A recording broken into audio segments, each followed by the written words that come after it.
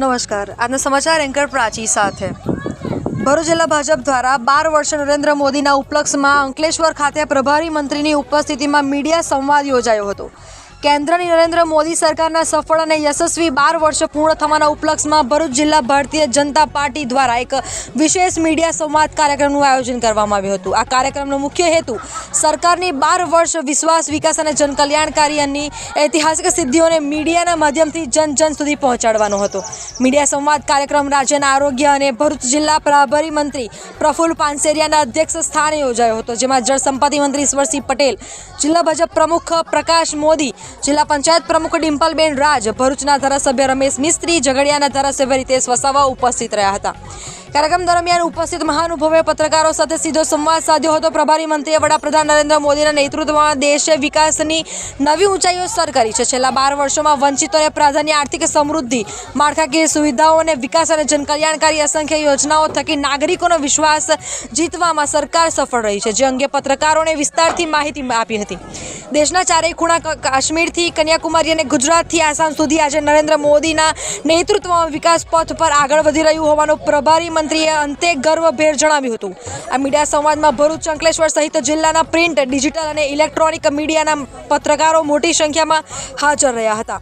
તમામ પત્રકારોને સરકારી વિવિધ યોજનાઓ અને સિદ્ધિઓથી વિગતવાર માહિતગાર કરવામાં આવ્યા હતા.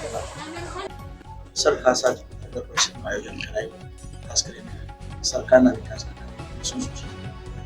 આખા દેશની અંદર આદરણીય લોકપ્રિય વડાપ્રધાન આપણા નરેન્દ્રભાઈ દ્વારા 12 વર્ષ પૂર્ણ કરીને સૌથી વધુ વડાપ્રધાન તરીકેની સેવા આપવાનો જેમને મોકો પ્રાપ્ત થયો છે, એ ખુશી છે.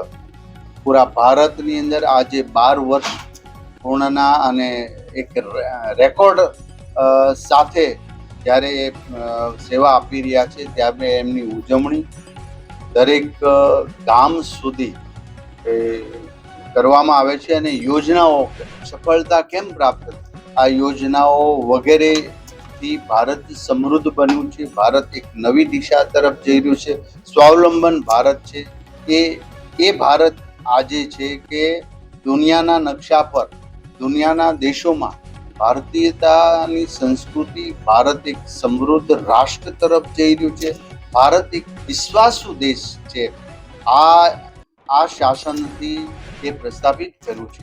આદરણીય નરેન્દ્રભાઈ મોદી સાહેબે ગરીબો માટે, ખેડૂતો માટે, મહિલાઓ માટે અને યુવાનો માટે અનેક યોજનાઓ લાવી ઘર ઘર સુધી આ યોજનાનો અમલીકરણ, કાશ્મીરથી કન્યાકુમારી, ગુજરાતથી આસામ સુધી ચારેય દિશાઓ દરેક જાતિ, દરેક ધર્મ, દરેક જ્ઞાતિ પરિવારજન તરીકે સ્વીકારી અને એની સાથે એમને દરેક યોજનાનો લાભ મળે એ હેતુ માત્ર આઈડેન્ટિટી એ ગરીબ છે, કોઈ જ્ઞાતિ, કોઈ ધર્મ, કોઈ જાતિ આધારિત એક પણ યોજનાઓ ન કરતા આજે આયુષ્માન કાર્ડ, ઉજ્જવલા યોજનાઓ, આ બધી જ બાબતોમાં ગરીબ માટેની અને ખાસ કરીને જે આજે ડાયરેક્ટ ગરીબોને સવલત મળે છે અને ડાયરેક્ટ 100 રૂપિયા જ્યારે એને મળવાના પ્રાપ્ત થાય, 100 રૂપિયા એ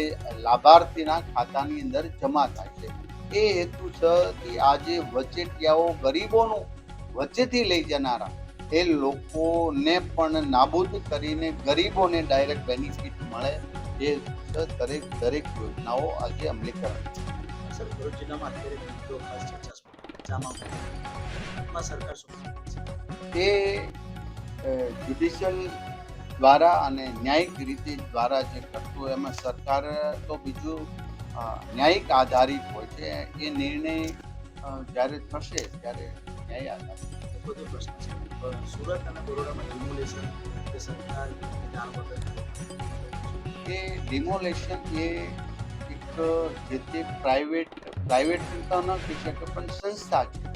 એસએમસી એટલે municipal corporation, Ahmedabad municipal corporation, Vadodara, જે તે દબાણમાં આવતા હોય એ પ્રકારના એના નીતિ નિયમ પ્રમાણે કામગીરી કરતા હોય.